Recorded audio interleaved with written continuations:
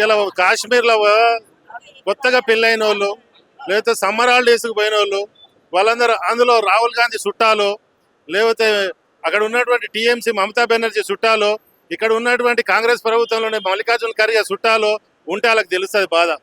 ఈరోజు దేశంలో జరుగుతున్నట్టు ప్రతి సంఘటన వెనకాల కాంగ్రెస్ ఉంటుంది, టీఎంసీ ఉంటుంది, లేకపోతే డిఎంకే ఉంటుంది, సిపిఐ సిపిఎం ఈ గాడిది కొడుకులు ఒక్కడని ఇలా మాట్లాడుతుర్రా? ఇలా మాట్లాడుతున్నదంతా కూడా ఇలా దేశం గురించి, దేశ భద్రత గురించి బీజేపీలో విహెచ్పీలో ఆర్ఎస్ఎస్లో రోడ్ల మీద రాలేదు.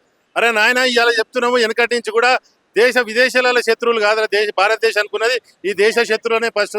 ఇక్కడ ఎంఐఎం మీటింగ్ పెడతాడు, వానికి పర్మిషన్ ఇస్తారు. కూడా దేశభక్తుడు పర్మిషన్ అడిగితే ఇయ్యరు. ఇలా జరుగుతున్న ప్రతి సంఘటన వెనకాల ఈ దేశంలో ఉన్న శత్రువులు ఎక్కున్నారు. అరే కుల నాయకులలో ఇలా అడుగురు నాయన, ఇలా మీ కుల నాయకులలో ఇలా కమ్మ సంఘం ఉండొచ్చు, రెడ్డి సంఘం ఉండొచ్చు, ఎస్సీలు ఉండొచ్చు, బీసీలు ఉండొచ్చు, ఎస్టీలు ఉండొచ్చు.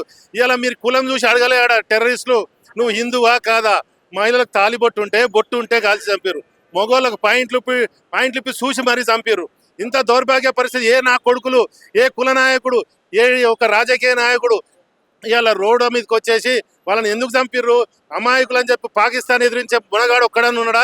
ఇక ఎదవలయ్యారు. ఈ రోజు దేశంలో ఉన్న శత్రువులు ఈ ఇంటి శత్రువులు అనే వీళ్ళని మనం రూపు మార్పాలి. అప్పటిదాకా ఈ దేశ పరిస్థితి ఇట్లనే ఉంటుంది.